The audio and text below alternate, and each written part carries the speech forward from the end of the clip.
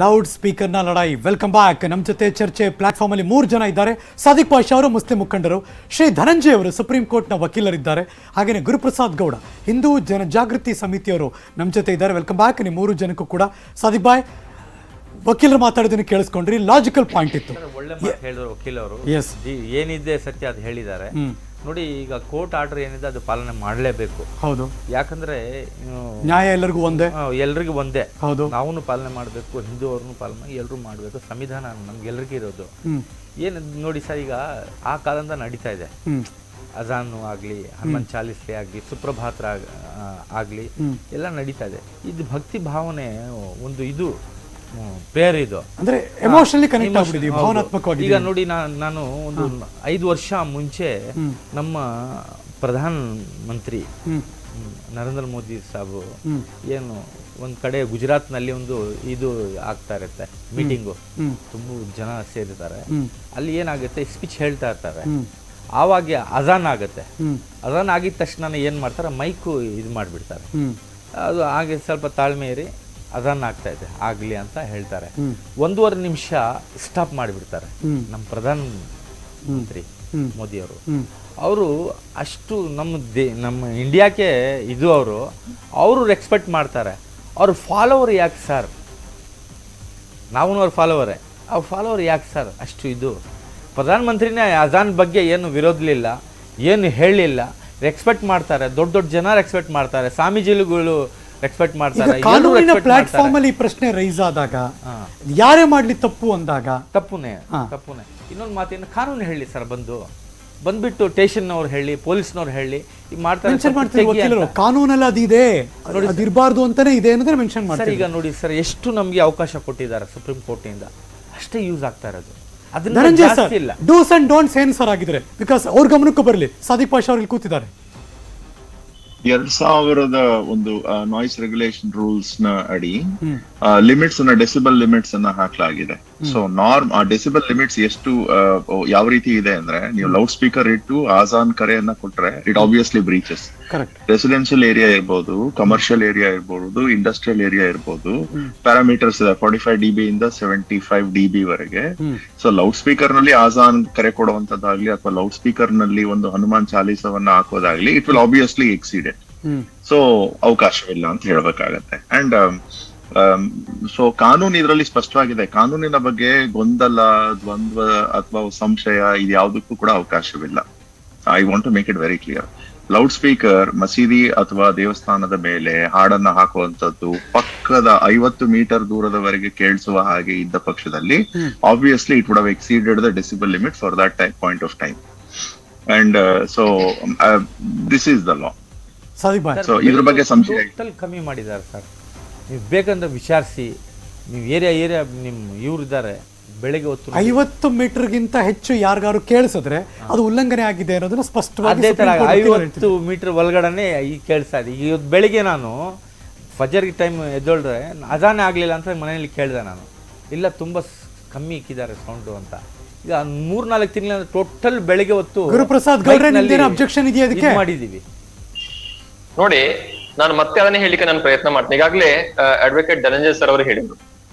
ಯಾಕಂದ್ರೆ ಈ ಹೋರಾಟ ಅಗೇನ್ಸ್ಟ್ ಮುಸ್ಲಿಮ್ಸ್ ಅಲ್ಲ. ನಾನು ಕ್ಲಿಯರ್ಲಿ ಹೇಳ್ತಾ ಇದ್ದೇನೆ, ಇದು ಹೋರಾಟ ಅಗೇನ್ಸ್ಟ್ ಮುಸ್ಲಿಮ್ಸ್ ಅಲ್ಲ. ಇದು ಏನ್ ಇವತ್ತು ನಮಗೆ ಒಂದು ಕಾನೂನು, ಒಂದು ರೂಲ್ಸ್ ಕೊಟ್ಟಿದೆ. ಯಾವ ಕಾನೂನು ನಾವು ಇವತ್ತು ನಾವೆಲ್ಲರೂ ಕೂಡ ಪಾಲನೆ ಮಾಡ್ಬೇಕಾಗಿದೆ. ದೇವಸ್ಥಾನ ಇರ್ಲಿ, ಮಸೀದಿ ಇರ್ಲಿ, ಗುರುದ್ವಾರ ಇರ್ಲಿ, ಯಾವುದೇ ಇರ್ಲಿ, ನಾವು ಕಾನೂನನ್ನ ಅದನ್ನ ನಮಗೆ ಕೊಟ್ಟಂತ ಒಂದು ಏನು ಲಕ್ಷ್ಮ ಬೇಕೆ, ನಾವು ಅದನ್ನ ಪಾಲನೆ ಮಾಡ್ಲೇಬೇಕಾಗಿದೆ. ಯಾರು ಕೂಡ ಕ್ರಾಸ್ ಮಾಡ್ಲಿಕ್ಕಿಲ್ಲ. ಆದ್ರೆ ಇವತ್ತು ನಾವು ರೈಟ್ ಟು ಸ್ಲೀಪ್ ಅನ್ನುವಂತಹ ಒಬ್ಬ ಪ್ರತಿಯೊಬ್ಬ ವ್ಯಕ್ತಿಯ ಮೂಲಭೂತ ಅಧಿಕಾರ ಏನಿದೆ, ಹಕ್ಕೇನಿದೆ, ಅದನ್ನ ಪ್ರತಿಯೊಬ್ಬರು ಪಡ್ಕೊಳ್ಬೇಕಾಗ್ತದೆ. ಆದ್ರೆ ಇವತ್ತು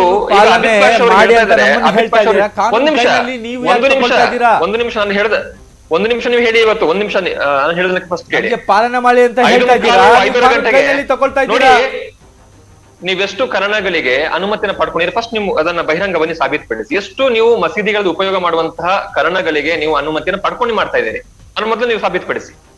ಏನು, ಎಷ್ಟು ಪರ್ಮಿಷನ್ ತಗೊಂಡಿದ್ದೀರಿ? ರಾತ್ರಿ ಮಧ್ಯಾಹ್ನ ಬಿಡಿ. ಇವಾಗ ಕರ್ಣಗಳಿಗೆ, ಈಗ ಅಡ್ವೊಕೇಟ್ ಸರ್ ಹೇಳಿದ್ರು, ಕರ್ಣಗಳನ್ನ ಉಪಯೋಗ ಮಾಡಿದ ದೃಷ್ಟಿಗೆ ಅದನ್ನ ನಾವು ಮಾಡ್ಲೇಬಾರ್ದು ಅಂತ ತಿಳಿಬಿಟ್ರು. ರೆಸಿಡೆನ್ಸಿಯಲ್ ಏರಿಯಾದಲ್ಲಿ ಸೈಲೆಂಟ್ ಝೋನ್ ಅಲ್ಲಿ Mic ನಾವು set ಕನ್ನಡವನ್ನು ಹಾಕ್ಲೇಬಾರ್ದು ಉಪಯೋಗ ಅಂತ ಮಾಡಬಾರ್ದು. rule ಹೇಳ್ತಾ ಇದೆ. ಹೋಗಿ ಕನ್ನಡನ ನೀವು mic set ಕಾನೂನು ಹಾಕ್ಲೇಬಾರ್ದು. ಪ್ರಕಾರ rules ಇದೆ. ಮಾಡಿ. ನೀವು ಏನ್ ಮಾಡಿದ್ರನು? ಯಾಕೆ ನಮ್ಮ ಮೇಲೆ ದೌರ್ಜನ್ಯ ಮಾಡ್ತೀರಾ ಮುಸಲ್ಮಾನ ಮೇಲೆ? ಕಾನೂನು ಪ್ರಕಾರ ಯಾಕೆ ನಮ್ಮ ಮೇಲೆ ಕಾನೂನು ಜಗಳ ಪ್ರಕಾರ ಮಾಡ್ತೀರಾ? ಮಾಡುವುದಾದ್ರೆ ಅನುಮತಿಯನ್ನ ಯಾಕೆ ಪಡ್ಕೊಳ್ಳಿಲ್ಲ? ಅನುಮತಿನ ಯಾಕೆ ಪಡ್ಕೊಳ್ಳಿಲ್ಲ? ನೀವು ನಮ್ಮನ್ನು ಕೇಳ್ಬೇಡಿ ಅನುಮತಿ ಸ್ವಾಮಿ, ಪಡ್ಕೊಳ್ಳದೆ ಯಾಕೆ ಕಾನೂನು ಕೇಳಿ. ಮಾಡ್ತಾ ಇದ್ದೀರಿ? ಕಾನೂನು ಕೇಳಿ. ಕಾನೂನು ಚಾಲೆಂಜ್ ಎಲ್ಲ ಮಾಡ್ತಾ ಇದ್ದೀರಲ್ಲ ನೀವು. ನಾವು ನಮ್ಮ ಏನಕ್ಕೆ ಚಾಲೆಂಜ್ ಮಾಡ್ತೀರಾ ನೀವು? ನಿಮಗೆ ಹೇಳ್ತಾ ಇದ್ದೀವಿ. ಮಸೀದಿ ಎದುರುಗಡೆ ಬಂದು ಕಾನೂನು ಹೇಳಿದ- ಹನುಮಾನ್ ಚಾಲೀಸಾ ಓದ್ತಿ ಅಂತ ಕಾನೂನು ಹೇಳ್ತಾ ಇದ್ರಲ್ಲ, ನಿಮಗೆ ಹೇಳ್ತಾ ವೆಲ್ಕಮ್ ಇದ್ದೀವಿ. ಮಾಡ್ತೀವಿ ನಾವು ನಿಮಗೆ. ನೀವು ಕಾನೂನು ಪಾಲನೆ ಮಾಡ್ಲಿಕ್ಕೆ ನೀವು ಬನ್ನಿ, ನೀವೇ ಸಿದ್ಧರಿಲ್ಲ ಮಸೀದಿ ನೋಡಿ. ಎದುರುಗಡೆ ಬನ್ನಿ, ಹನುಮಾನ್ ಚಾಲೀಸಾ ಓದಿ, ನಾವು ವೆಲ್ಕಮ್ ಮಾಡ್ತೀವಿ. ನೀವು ಅತಿಥಿಗಳು, ಮಸೀದಿಗೆ ಬರೋರು ಅತಿಥಿಗಳು. ಬನ್ನಿ, ನೀವು ಜ್ಯೂಸ್ ಕೊಡ್ತೀವಿ, ಬೇಕಂದ್ರೆ ಬಿರಿಯಾನಿ ಕೊಡ್ತೀವಿ ನಾವು ನಿಮ್ಗೆ. ಫಸ್ಟಿಗೆ ನೀವು ಕಾನೂನು ಹೇಳಿದನ್ನ ಫಸ್ಟ್ ಪಾಲನೆ ಮಾಡಿ. ಕಾನೂನು ಕೈನಲ್ಲಿ ತಕೋಬೇಡಿ. ಕರ್ನಾಟಕ ನಾವು ಪೊಲೀಸ್ಗೆ ತಕೊಳ್ಳಿ, ತೊಂದರೆ ಕೊಡಬೇಡಿ. ಕಾನೂನು ಕರ್ನಾಟಕ ಪೊಲೀಸ್ ಶಾಂತಿಯಾಗಿರ್ಲಿ. ಕಾನೂನು ನೋಡಿ, ಪೊಲೀಸ್ಗೆ ಕಾನೂನನ್ನು ಡಿಸ್ಟರ್ಬ್ ಕೈಗೆತ್ತಿಕೊಂಡು ಮಾಡಬೇಡಿ. ನೀವು ಇವತ್ತು ಪಬ್ಲಿಕ್ ನ್ಯೂಸೆನ್ಸ್ ಮಾಡ್ಕೊಂಡು ಇವತ್ತು ನೀವು ಕನ್ನಡಗಳನ್ನ ಕಟ್ಟಿಕೊಂಡು ಪ್ರಾರ್ಥನೆ ಅಂತ ನೀವು ಇವತ್ತು ಡಿಸ್ಟರ್ಬ್ ಮಾಡ್ತಾ ಇದ್ದೀರಿ. ಕಾನೂನು ಸ್ವಾಮಿ, ನೀವು ಡಿಸ್ಟರ್ಬ್ ಮಾಡ್ತಾ ಇರೋದು ಸ್ವಾಮಿ. ನೀವು ಮಾಡ್ತಾ ಇದ್ದೀರಿ ಇವತ್ತು. ಯಾಕೆ ಡಿಸ್ಟರ್ಬ್ ಹಾಗಾಗಿ ಮಾಡ್ತೀರಾ? ಮೊದಲು ನೀವು ಯಾಕೆ ತೊಂದರೆ ಕೊಡ್ತೀರಾ? ನೀವು ಕೆಲಸ ಮಾಡಿ, ಇರೋ ಕೆಲಸ ಮಾಡಿ. ಅಲಹಾಬಾದ್ ಏನೇನೋ ಕೈನಲ್ಲಿ ತಕೊಂಡು ಯಾಕೆ ಇದ್ ಮಾಡ್ತೀರಾ? ಅಲಹಾಬಾದ್ ಹೈಕೋರ್ಟ್ ಏನ್ ಹೇಳಿ ಮೊದಲು. ಅಲಹಾಬಾದ್ ನೋಡಿ ಬೇರೆ ಸ್ಟೇಟ್, ನಮ್ದು ಬೇರೆ ಕರ್ನಾಟಕ. ಸುಪ್ರೀಂ ಕೋರ್ಟ್ ಇಲ್ಲಿ ನೋಡಿ ವಾತಾವರಣ ತುಂಬಾ ಚೆನ್ನಾಗಿದೆ. ಸುಪ್ರೀಂ ಕೋರ್ಟ್ ಯಾರಿಗೆ ಸಂಬಂಧಪಟ್ಟದ್ದು? ಶಾಂತಿಯಾಗೋ ತೋಟ ಬೆಂಗಳೂರು, ಕರ್ನಾಟಕ. ಸುಪ್ರೀಂ ಕೋರ್ಟ್ ಆ ಶಾಂತಿಯನ್ನು ಭಂಗ ಮಾಡಬೇಡಿ ನೀವು. ಯಾರಿಗಿದೆ? ಕರ್ನಾಟಕ ಸುಪ್ರೀಂ ಉತ್ತರ ಕೋರ್ಟ್ ಪ್ರದೇಶ ಅಲ್ವಾ? ಅಂತ ಒಂದು ತಾರತಮ್ಯ ಭೇದ Point ಭಾವಕ್ಕೆ ಹೇಳ್ತೀವಿ, ಅವಕಾಶ ಧನಂಜಯ ಇಲ್ಲ. ಸರ್ ಯಾಕಂದ್ರೆ point ದೇಶದಲ್ಲಿರುವಂತದ್ದು ಒಂದೇ ಸೆಂಟ್ರಲ್ ಲಾ. ಒಂದೇ law ಇದೆ. ಉತ್ತರ ಪ್ರದೇಶ ಕಾನೂನು ಒಂದೇ ಇರುವಂತದ್ದು, ವ್ಯತ್ಯಾಸವೇ ಇಲ್ಲ.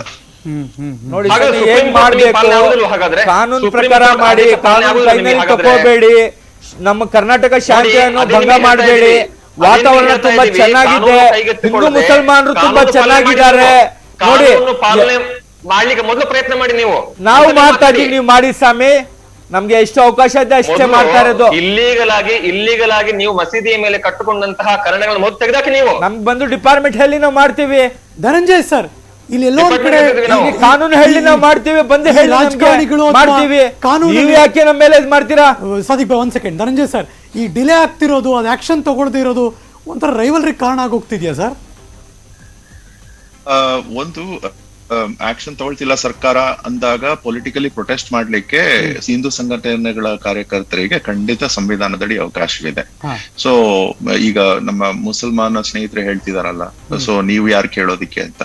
ಕಾನೂನನ್ನ ಉಲ್ಲಂಘನೆ ಯಾಕೆಂದ್ರೆ ಈ ಕಾನೂನು ಖಾಸಗಿ ಕಾನೂನಲ್ಲ, ಸಾರ್ವಜನಿಕ ಒಳಿತನ್ನ ಪ್ರೊಟೆಕ್ಟ್ ಮಾಡ್ಲಿಕ್ಕೆ ಇರುವಂತ ಕಾನೂನು ಕೇಳಿ ಇವರು.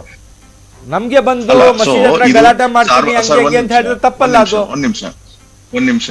ಈ ಕಾನೂನು ಬಂದು ಸಾರ್ವಜನಿಕ ಒಳಿತನ್ನ ರಕ್ಷಣೆ ಮಾಡ್ಲಿಕ್ಕೆ ಇರೋದ್ರಿಂದ ಈ ಕಾನೂನಿನ ಉಲ್ಲಂಘನೆ ಆದಾಗ, ಆ ಉಲ್ಲಂಘನೆಯನ್ನ ಸರ್ಕಾರ ಸರಿಪಡಿಸದೆ ಹೋದಾಗ ಅದಕ್ಕೆ ಸಂಬಂಧಪಟ್ಟ ಹಾಗೆ ಬೀದಿಗೆ ಇಳಿದು ನಾವು ಒಂದು ಈ ಪ್ರೊಟೆಸ್ಟ್ ಮಾಡ್ತೀವಿ ಅಂತ ಹೇಳುವಂತ ಹಕ್ಕು ದೇಶದ ಒಂದು ಸಂವಿಧಾನದಡಿ ನಾಗರಿಕರಿಗೆ ಇರುತ್ತೆ. ಅಂತ ಹಕ್ಕನ್ನ ಇವರು ಪ್ರತಿಪಾದನೆ ಮಾಡ್ತಾರೆ ಅಂತ ಹೇಳ್ಬೋದು. ನಿಜ ಹೇಳ್ಬೇಕು ಅಂದ್ರೆ ಪೊಲೀಸ್ನವ್ರು ಕೇಳಲಿ, ಸರ್ಕಾರದವ್ರು ಕೇಳಲಿ, ನೀವ್ ಯಾಕೆ ಕೇಳ್ತೀರಾ ಅನ್ನುವಂಥದ್ದು ಅರ್ಥಪೂರ್ಣವಾದಂತದ್ದಲ್ಲ.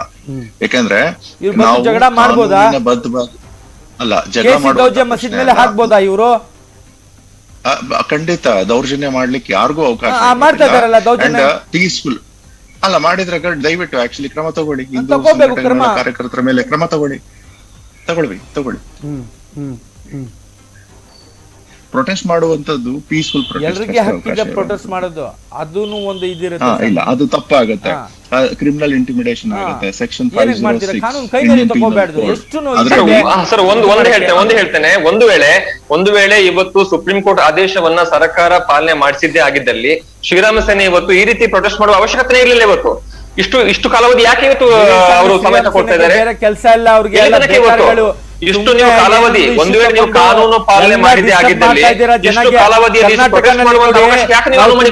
ಆಗ್ಬೇಕು. ಎಲ್ರು ನಮ್ ಕರ್ನಾಟಕ ಒಂದ್ ಒಳ್ಳೆ ಇದಕ್ ಬರ್ಬೇಕು. ನಿಮ್ನಿಂದ ತುಂಬಾ ಹಿಂದೆ ಹೋಗ್ತಾ ಇದ್ದೀವಿ ನಾವು. ಈ ಗೌರ್ಮೆಂಟ್ ಗೆ ಮಾಡೋದು ಶ್ರೀರಾಮ್ ಸೇನೆ ಬ್ಯಾನ್ ಮಾಡಿದ್ರೆ ಎಲ್ಲ ಶಾಂತಿ ಬಂದ್ಬಿಡುತ್ತೆ, ಎಲ್ರು ಚೆನ್ನಾಗಿರುತ್ತೆ. ನಿಮ್ ಕೆಲ್ಸ ನೋಡಿ ಸ್ವಾಮಿ, ಹೋಗ್ಬಿಟ್ಟು ಯಾಕೆ ತೊಂದರೆ ಕೊಡ್ತೀರಾ ಜನಗಳಿಗೆ? ಚೆನ್ನಾಗಿದ್ದಾರೆ ಮುಸಲ್ಮಾನರೆಲ್ಲ, ಹಿಂದೂ ಮುಸಲ್ಮಾನರು ಚೆನ್ನಾಗಿದ್ದಾರೆ. ಸುಮ್ನೆ ವಿಷ ಬೀಜ ಹಾಕ್ಬೇಡಿ, ಗೊತ್ತಾ? ನೋಡಿ, ಆಯ್ತು, ತಿನ್ನೋ ಮೊದಲೇ ಇದ್ರಲ್ಲಿಂದ ಹೇಳ್ತಾ ಇದ್ದೀನಿ ಬಂದ್ಬಿಟ್ರು, ನಾನು, ಇದು ಹಿಜಾಬು, ಹಿಂದೂ ಮುಸ್ಲಿಂ ಸಂಬಂಧಪಟ್ಟ ಮಾವಿನ ಹಣ್ಣು, ವಿಷಯ ಅಲ್ಲ. ಕಳಂಗಡಿ ಹಣ್ಣು, ಹಿಂದೂ ವಿಷಯಕ್ಕೆ ಸಂಬಂಧಪಟ್ಟದಲ್ಲ. ವ್ಯಾಪಾರಿ, ಮಾಂಸ ಮುಸ್ಲಿಂ ಸಂಬಂಧಪಟ್ಟ ವಿಷಯ ಎಲ್ಲ ಅಲ್ಲ ಇದು. ಬಂದ್ಬಿಟ್ಟು ಈಗ ಮನೆಯಲ್ಲಿನೂ ಇದು ಮಾಡ್ತಾ ಇದ್ದೀರಾ, ಹೋಗ್ಬಿಟ್ಟು ಡಿವೈಡ್ ಮಾಡ್ತೀರಾ ನೀವು. ಕೆಲಸ ನೋಡಿ, ಬೇರೆ ಡಿವೈಡ್ ಕೆಲ್ಸ ಮಾಡುವ ನೋಡಿ. ಪ್ರಕ್ರಿಯೆ ಅಲ್ಲ ಸ್ವಾಮಿ. ಮೊದಲು ನೀವು ಕೆಲಸ ಇಲ್ಲ ಅಂದ್ರೆ ನೋಡಿ, ದಯವಿಟ್ಟು ಗೌರ್ಮೆಂಟ್ಗೆ ರಿಕ್ವೆಸ್ಟ್ ಮಾಡಿ, ನಮ್ಮನ್ನು ಕೆಲಸ ಕೊಡ್ಬಿಡಿ, ನಾವು ಕೆಲಸ ಮಾಡ್ಕೊಂಡು ಆರಾಮಾಗಿರ್ತೀವಿ ಅಂತ. ತೊಂದರೆ ಕೊಡ್ಬೇಡಿ ಮುಸಲ್ಮಾನರಿಗೆ, ಗೌರ್ಮೆಂಟ್ಗೆ. ಕಾನೂನಿಗೆ ತೊಂದರೆ ಕೊಡ್ತಾ ಇದ್ದೀರಾ, ಮುಸಲ್ಮಾನರಿಗೆ ತೊಂದರೆ ಕೊಡ್ತಾ ಇದ್ದೀರಾ, ಗೌರ್ಮೆಂಟ್ಗೆ ತೊಂದರೆ ಕೊಡ್ತಾ ಇದ್ದೀರಾ ನೀವು. Sadiq Bhai, what next? ನೀವೇನ್ ಮಾಡ್ಬೇಕು ಅಂತಿದ್ದೀರಿ ಈಗ? ಸರ್ ಈಗ ನೋಡಿ ಸರ್, ಈಗ ಕಾನೂನು ಹೋರಾಟ ಅಂತ ನೋಡಿ, ಇದ್ದಿದ್ದು. ಕಾನೂನು ಏನ್ ನಮ್ಗೆ ಇದು ಕೊಡುತ್ತೆ, ಆರ್ಡರ್ ಕೊಟ್ಟಿದ್ದಾರೆ. ಈಗ ನಮ್ಗೆ ಡಿಪಾರ್ಟ್ಮೆಂಟ್ ಏನ್ ಹೇಳುತ್ತೆ, ಡಿಪಾರ್ಟ್ಮೆಂಟ್ ಏನ್ ಹೇಳಿದೆ, ಅವ್ರು ಏನ್ ಹೇಳುತ್ತೆ ನಾವು ಮಾಡಿ ನೋಟಿಸ್ ಕೊಟ್ಟಿದಾರಲ್ಲ, ಪೊಲೀಸ್ ನೋಟಿಸ್ ಕೊಟ್ಟಿದ್ದಾರೆ. ಅದು ಮಾತು ನಡೀತಾ ಇದೆ. ಏನು ಹೆಂಗೆ ಇಷ್ಟೇ ಯೂಸ್ ಮಾಡಬೇಕು, ಇಷ್ಟರಿಂದ ಜಾಸ್ತಿ ಹೋಗ್ಬಾರ್ದು ಅದಂತ ಹೇಳಿದ್ದಾರೆ. ನಾವು ಪಾಲನೆ ಮಾಡ್ತಾ ಇದ್ದೀವಿ. ಯಾವ್ಯಾವ್ದು ಪರ್ಮಿಷನ್ ಇದೆ. ಸಾದಿಕ್ ಭಾಯ್, ಪರ್ಮಿಷನ್ ಇಲ್ಲ ಅಂದ್ರೆ ತೆಗಿಬೇಕು ಅಂತ ಹೇಳಿದಾರಲ್ವಾ? ಕ್ಲಿಯರ್ ಆಗಿ ಹೇಳಿದ್ದಾರೆ. ಅದೆಲ್ಲ ನಡೀತಾ ಇದೆಯಾ? ಅದು ನೋಡಿ, ಒಂದು 90 ಮಸೀದಿಗಳಿಗೆ ಹೇಳಿದ್ದಾರೆ, ಅದು ಮಾತು ನಡೀತಾ ಇದೆ ಸರ್. ನಾವು ಸ್ವಾಮಿ ತೆಗಿತಿಲ್ಲ. ವಾತಾವರಣ ಪೊಲೀಸ್ ಅಲ್ಲಿ ಭಯ ಇದೆ. ಎಲ್ಲ ಮಸೀದಿ ಮೇಲೆ ಎಲ್ಲ ನಾವು ಕ್ಯಾಮ್ರಾಗಳು ಆಗ್ತಾ ಇದೀವಿ. ಯಾಕಂದ್ರೆ ಮಸೀದಿ ಹತ್ರ ಅವರೇ ಕಲ್ಲು ಹೊಡಿತಾರೆ. ಸ್ಟ್ರೈಟ್ ಕ್ವಶನ್ ಏನಪ್ಪಾ ಅಂದ್ರೆ, ಈಗ ತೆಗಿಬೇಕು ಕಾನೂನು ಬಾಹಿರ ಅಂತ ನೋಟಿಸ್ ಬಂದ ಮೇಲೆ ನೀವು ತೆಗಿತಾ ಇದ್ದೀರಾ ಅಂತ ಪ್ರಶ್ನೆ. ನೋಡಿ ಸ್ವಾಮಿ, ಅದು ಮಾತು ನಡೀತಾ ಇದೆ. ಅಂದ್ರೆ ಅರ್ಥ ಮೊನ್ನೆ